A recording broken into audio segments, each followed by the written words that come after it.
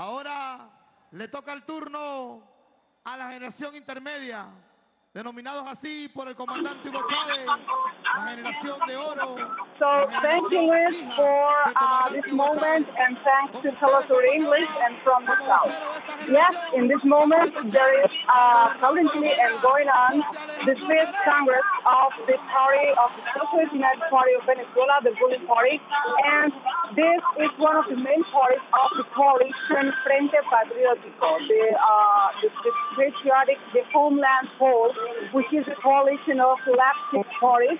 And the Socialist United Party of Venezuela is the ruling party. In this occasion, this is the fifth Congress, and I have to say, this is not only the Congress of the leading factions or the leading branches of the party, it's also the Congress of the youth branch of this party, and that's one of the main aspects, the main characteristics and features of this convention, because not only the elderly and the ones that are veterans for the, in a way to say, that are veterans of this kind of event are choosing or are ratifying Nicolás Maduro as the president or as the candidate for the presidency of Venezuela. Here are also present the youngsters. All of them came from all the corners of Venezuela to gather their elderly and also to show their support for Nicolás Maduro.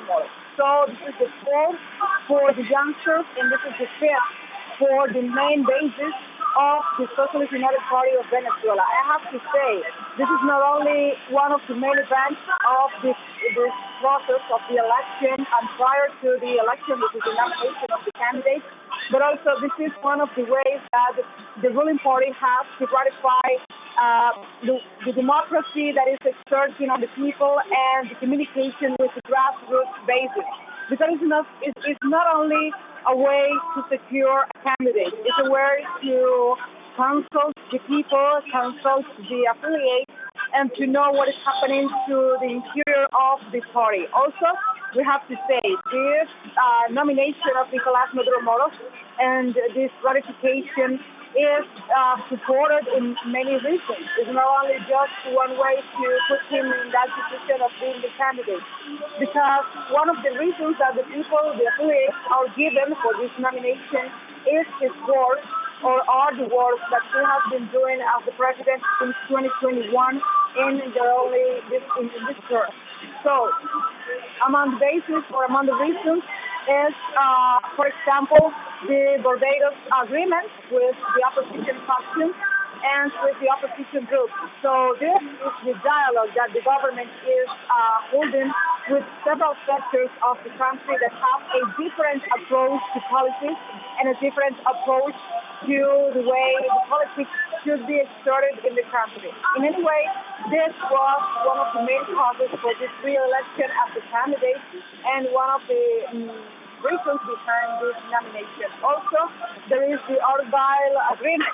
We were covering that back in St. Vincent and the Grenadines in December, because the president of Venezuela, he was not only representing the will that the people of Venezuela showed during the referendum, the consultative referendum during this past December, also the agreements with Guyana, or maybe the dialogue with Guyana, were one of the main examples of the Bolivarian diplomacy.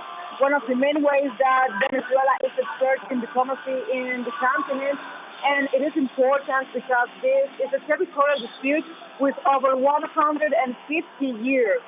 So right now, Venezuela is trying to solve it through peace and through dialogue with Venezuelan, with Guyanese authorities. And the fact that the president of Venezuela, Nicolás Maduro, was the one that ignited this accord and got this agreement with St. Vincent and the Grenadines and regional blocs as CARICOM and CILAC. Those are one of the main aspects for this nomination of Nicolás Maduro as the candidate of the Socialist United Party of Venezuela, the ruling party of Venezuela. Also, we have to say, other of the main reasons behind this nomination is that Venezuela recovered and brought back home Alex Saab. Alex Saab was, or is, one of the diplomats of Venezuela, and he was kidnapped in Cape Verde first, and after that in the U.S. in one of the Miami jails. And there he was receiving torture, he was receiving mistreatment, he was receiving violations of his human rights. But the government of Venezuela, through dialogue, through negotiations, through international and public campaigns, recovered Alex Saab and brought him back home, not only to his wife, not only to his children, but also to the Venezuelan people that have this gratitude to him, because Alex Saab was trying to bring medicines and trying to bring food and other supplies to Venezuela during the harshest years of the U.S. sanctions and the U.S. blockade against the nation. So this is one of the key points, the achievement of the Maduro administration during this last term, and that prompted this nomination once again to be the candidate to the presidency of Venezuela. Let's recall that this is one of the main processes, but the nomination has to be ratified by the grassroots basis of the party, and also it's going to be one of the main contenders for the July 28th elections.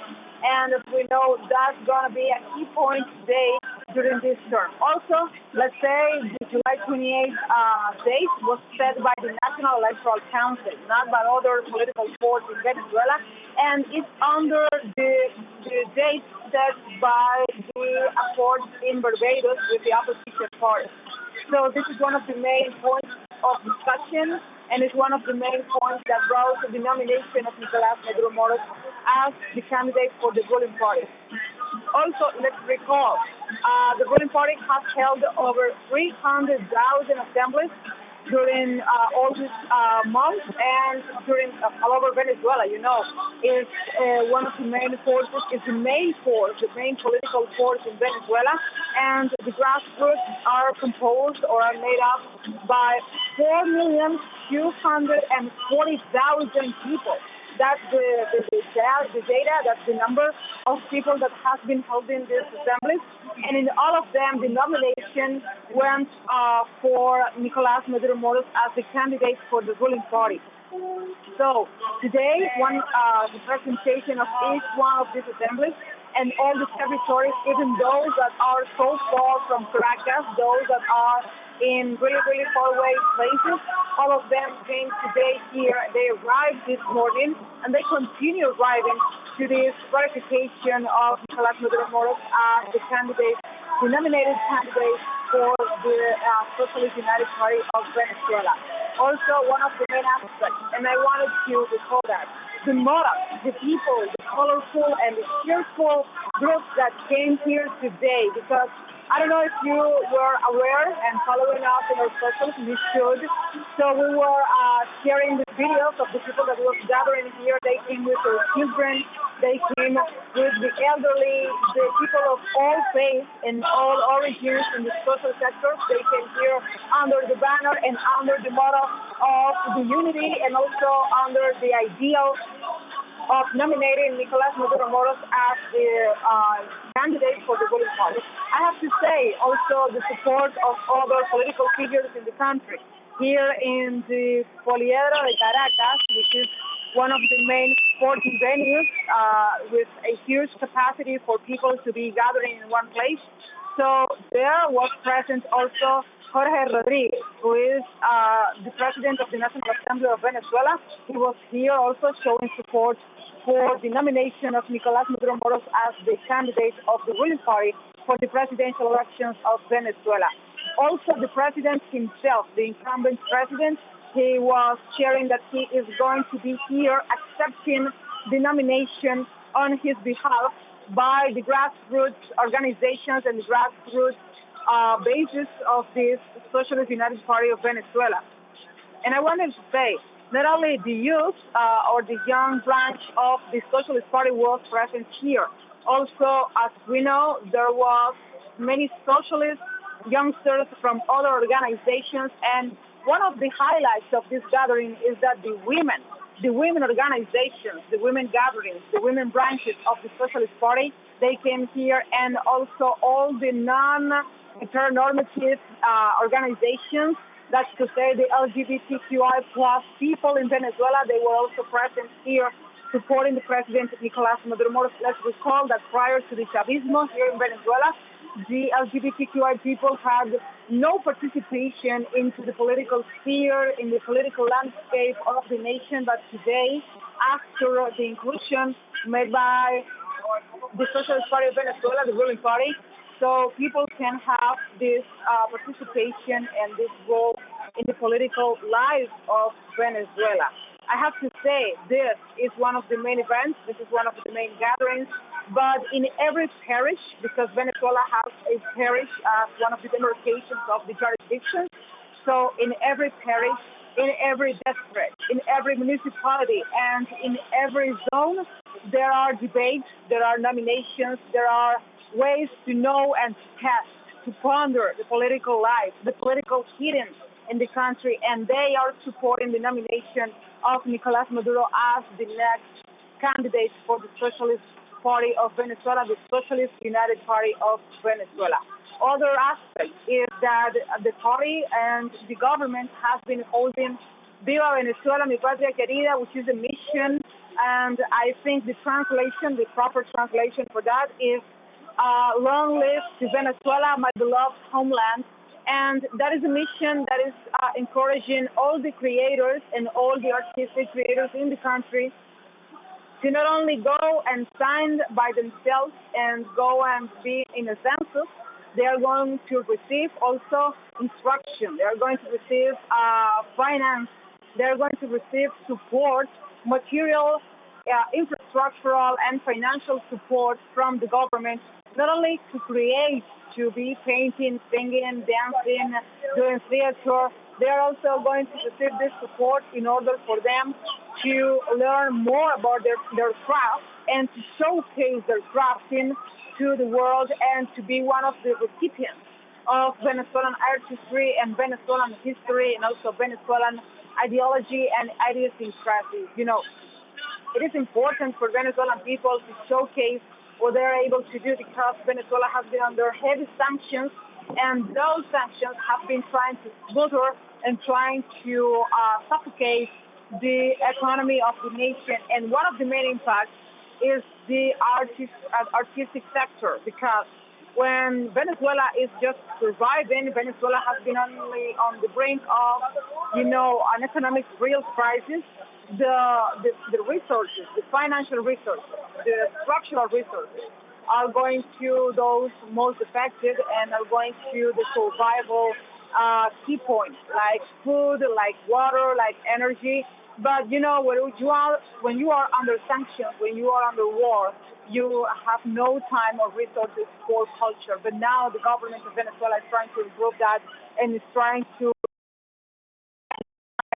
the resources that have been taken from the Venezuelan people and the Venezuelan artistic sector. So this mission, Viva Venezuela, mi patria querida, long live Venezuela, my beloved homeland, is taking back this time and is taking back these resources for the Venezuelan people and by the Venezuelan people. I have to say, here during this convention, this Congress, this fifth Congress of the ruling party, the Socialist Party of Venezuela, the United One, is one of the gatherings not only for political discussions, because as I was saying here, the families were coming in here, were arriving with their little ones, with the elderly ones.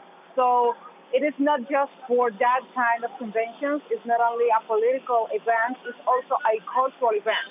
Here, there is a mural ongoing with images of typical signs of Venezuela, the typical fauna, the flora, and also other cultural signs and points.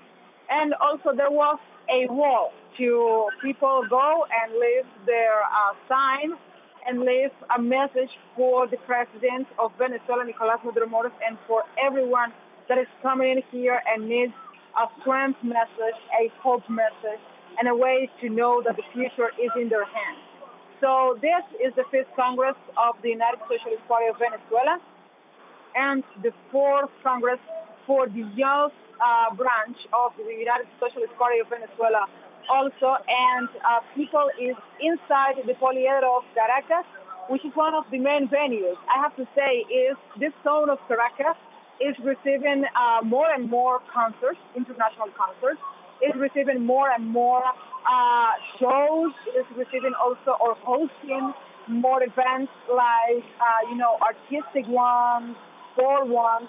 And in this case, this is the main event for the United Socialist Party. As I was saying, people from Monagas, people from Carabobo, which is one of the states here in Venezuela, and Valencia is the capital city of this state. Also, people here from Caracas, from the parishes of Miranda, Chacao. They were coming from Caricuao, also from Charayave. They were packing this parking lot, and now they are packing the staircases and the seats of the Poliedro of Caracas. They came here by the hundreds to support the nomination of the President Nicolás Maduro as the incumbent president, and not only that, as also the nominee, the candidate for the ruling party, the United Socialist Party of Venezuela, for this next election on July 28th. We were having these images. We were having also the ambience that is living inside. We know that the people there is gathering, is chanting. And I wanted to say, because that's one of the main, that's one of the cores of the Venezuelan people, the joy that they display all the time and they showcase all the time. In this case, they were chanting, "Vamos, Nico." And "Vamos, Nico" means, let's go, Nico, in the short way to say Nicolás. And that shows, I think, their appreciation, the proximity, the closeness they feel with the president, and also a way to showcase that he is a popular president, not one with the huge last names. He's not coming from the richest families. He's not coming from a silver plate or a silver spoon in his mouth. He's one of the working class presidents. He was just a bus driver, and now he is the president of Venezuela. That shows that in Venezuela, with the truth, everything is possible, and everything is possible if the people choose that to be. It's the people that the choices to do that in their case. So that is one of the main aspects of today. They were chanting "Vamos, Nico," and they are using the hashtag in all the websites and in all the social media and the platforms, "El que va es Nicolás." And I'm going to try to do a translation of that, and that is, the one that goes is Nicolás, which is a way to say that the one that is going to the polling stations and the one that is going to the ballot by the Socialist United Party of Venezuela is Nicolás Maduro. Is that a way of reaffirm the will of the people that they have expressed in this, or expressed in these nominations during this over 300 and thousand assemblies that were held in the grassroots basis of the United Socialist Party of Venezuela. In any case, this is a nomination. This is one of the most important events during the electoral process, because it's not only a way to ratify the nomination of the president, it's also a way for them to showcase their support for the ruling party and to appreciate what is happening in Venezuela during the whole year, during the whole term of Nicolás Maduro. And I think that is what we have to appreciate during this event, during these days of nomination as of political life here in Venezuela. I think also one of the main data, the main or the paramount ways to know what is going on here is to know how the management of Nicolás Maduro has been, and how the economy, how the politics in the country has been performing. As we know, the Venezuelan economy was or is under heavy sanctions and suffered hyperinflation. But this year, the past year, and after the pandemic, the Venezuelan economy has been slowing the inflation, has been containing the inflation. And I think also one of the main aspects is the return of the private sector and the support of the private sector to the government of Nicolás Maduro, because there has been a dialogue. Recently, the president was present during the metal Expo showcase and the Expo fair here in Caracas. And the Metal Expo fair was a way for the entrepreneurs and the big companies here in Venezuela to showcase what they are doing in Venezuela with Venezuelan resources and what they have been doing also for Venezuelan economy and a way to give their part to support the people that in any instance is the one that is receiving the benefits and is the one that needs the most help during these harsh times of sanctions.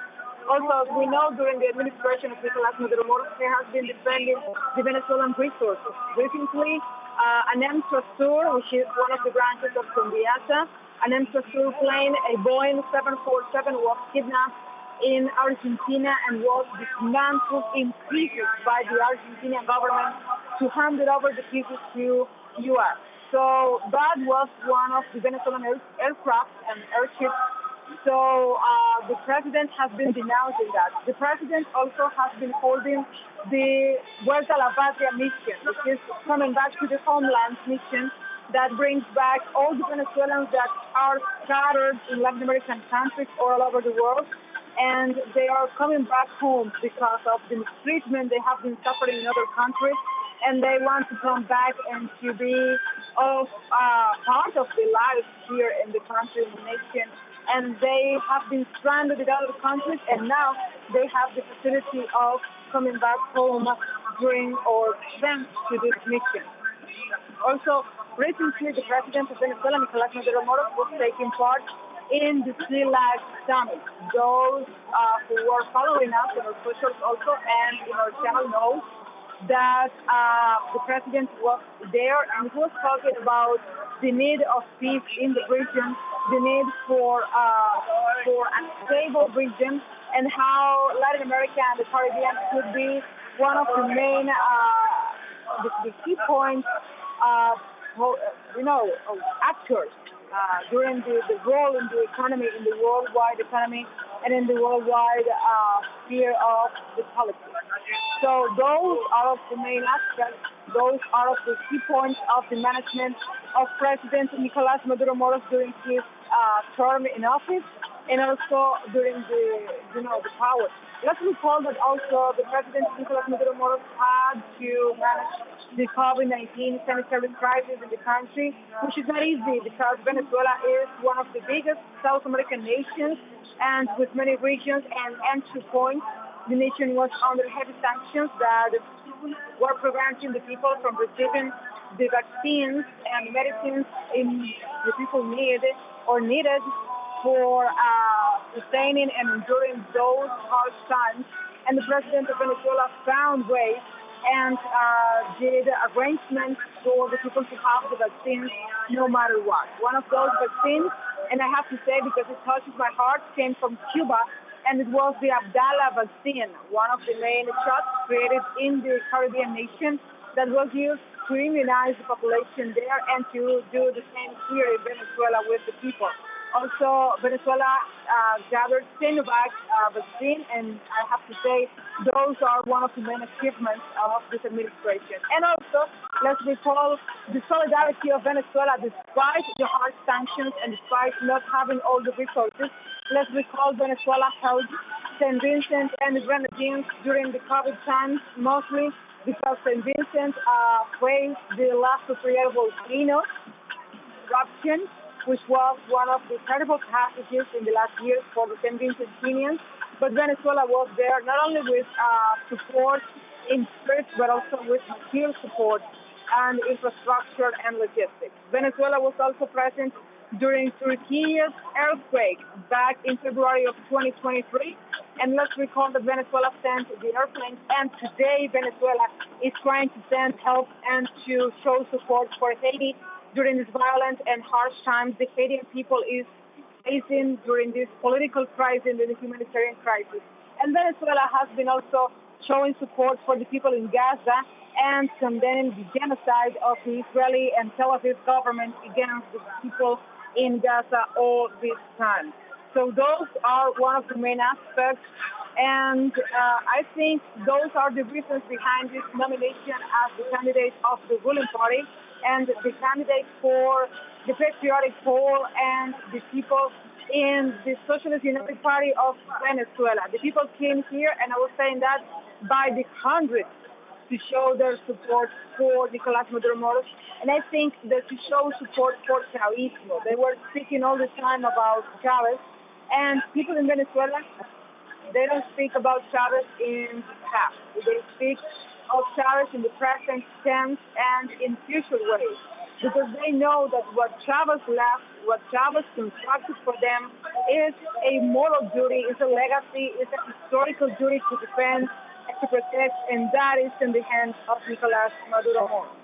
So this is one of the main reasons, I think, during the management of Nicolás Maduro Moros to show why they are nominating him and putting him as the candidate of the ruling party. Also, many of the opposition parties like Arepa Digital, the Partido Lápiz, and even Leuceni Garcia, who is one of the candidates of the opposition, has to be acknowledged. They have acknowledged that the Socialist United Party of Venezuela is conducting a fair process, a transparent process during this nomination and also during the setting of the dates by the National Electoral Council for the next presidential election. The last one was the presidential election of 2021, let's recall that moment. And like this one, as a member of this one, the candidate was Nicolás Maduro Moros, who was ratified, and after that he was chosen as the president of the nation. So these are the main events, the main key points of this nomination, and those are the reasons behind it.